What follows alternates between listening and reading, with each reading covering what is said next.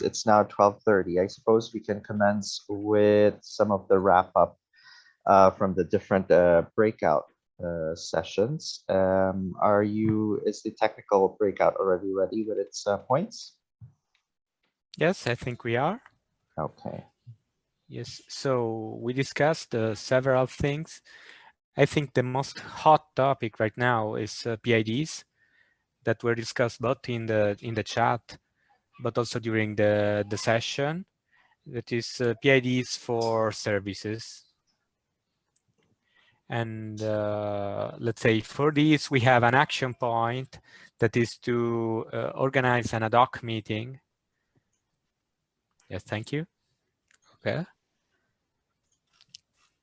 So we would like to organize an ad hoc meeting for PIDs.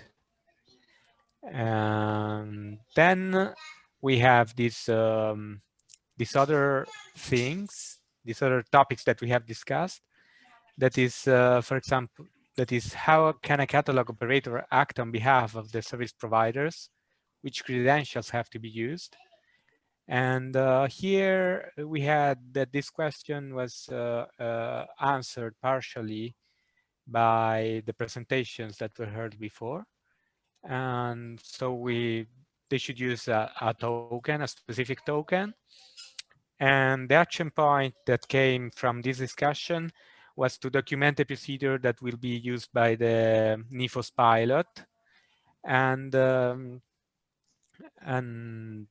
yes, document this so that the others can replicate what has been done. Okay.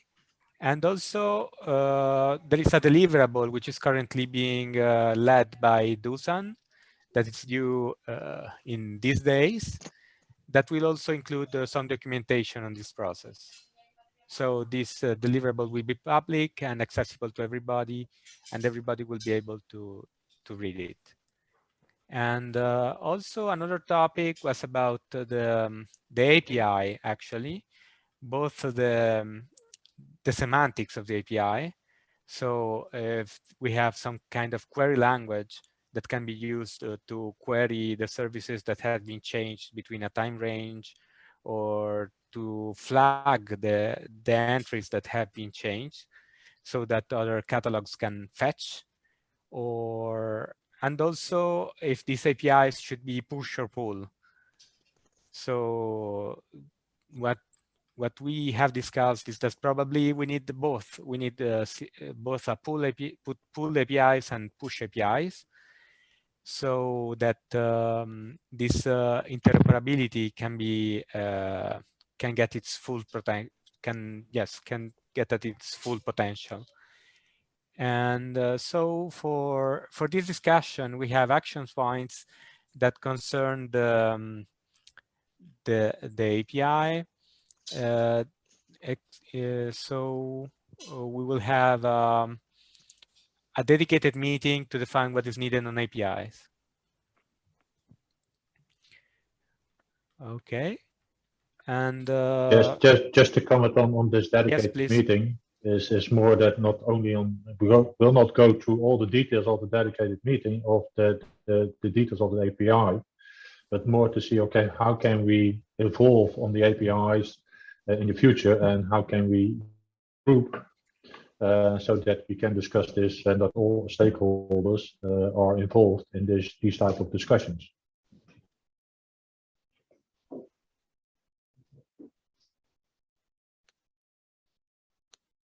Okay, thank you. And last but not least, the idea was to have something. The idea is to we said, what can the regional projects do in the meantime? Is there something that we can do so to facilitate this integration between catalogs? And what we came up was with, let's say, redo what the NIFOS pilot will do also in the other catalogs, and also to have a meeting to summarize the changes in the profiles, and so that we Enhance and Future will invite people from their projects to summarize the changes in the profiles. Yes. Okay. I think this is all for the technical breakout session. Excellent. Thank you very much. I see that there are actually quite a number of similar actions that, in fact, have been adopted also in the other breakout. I'd like to ask Federica to perhaps summarize some of the confirmed policy actions and the timeline from the other breakout. Yeah. So also in our session, we discussed quite a number of actions. The focus was mainly on two key points. One is the role of the actors involved in the process, and let's say the devolution and the relations between service providers, national or thematic catalogs, and the central one. So and how we can capture these relations also with relevant agreements. The other one is the extent of information we need to collect, how the collection is done, and how to avoid to create, let's say, artificial barriers to the onboarding of services, because we ask too much information or duplicate information, or we just don't clarify why any information is needed and what can be checked and what can be certified. So we do have a number of actions confirmed. Most of them must be initiated by EOSC Enhance and EOSC Future. But the important point that it will state is that participation in the definition of many of these aspects should be extended to the other projects that are dealing with catalogs. So on one end, we were joking about cloning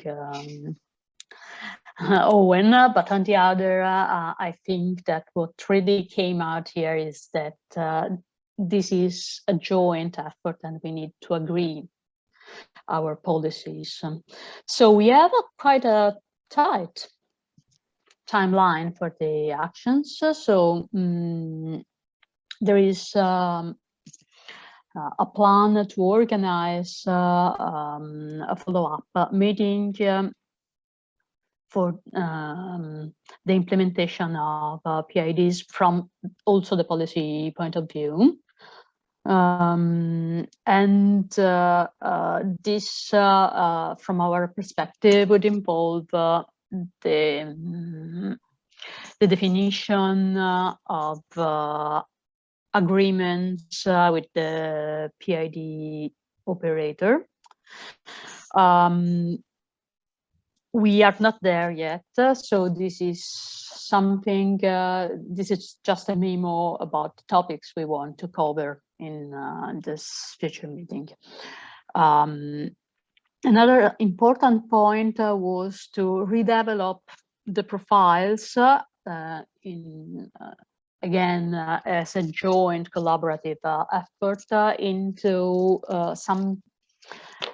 something which was more modular, and let's say create a sort of minimum viable profile, to use a much abused term, and this is an action that should start to happen soon, but there is quite a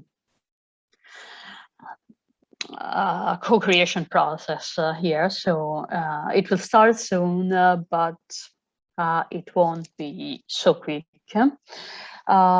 Another point was to explore the implications of service provider agreements or MOUs, which will be used in the first phase before the EOSC Association starts to really manage the catalog. And this also is another of the points I was mentioning, where the enlargement of the table of the task force involved is mandatory. This action was taken by EOSC Nordic, but again, it will be a joint effort.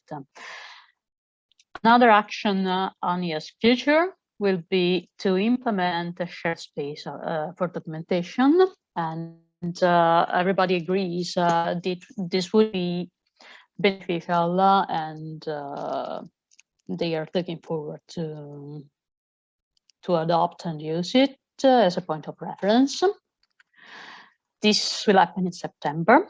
And then we have other actions for October and November, so quite an hot autumn, I would say. So the October action will be to agree on a template and the format of this agreement that will be used until the end of EOSC Future. And last but not least, the action for November is to modify the template to include an intermediate level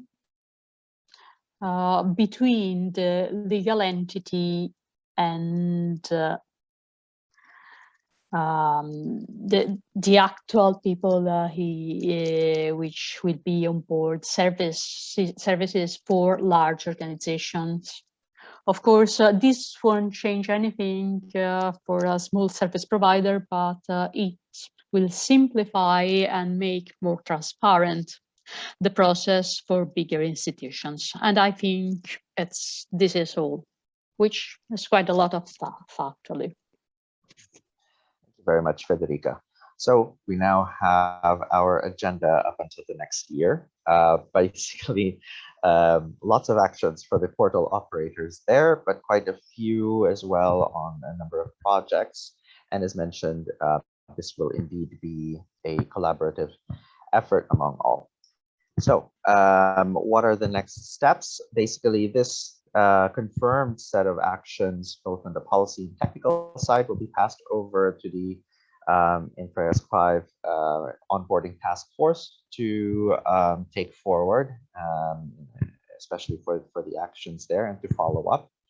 And everything, including the presentations, as well as the recording of the breakouts. So for those who weren't able to join the other breakout, you can view the recordings on the EOSC-Pillar event page within this week.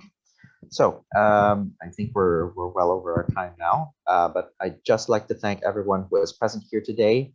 Thank you very much for your insights and for sharing the opinion and the views of your projects, and basically providing us with a very lively discussion today.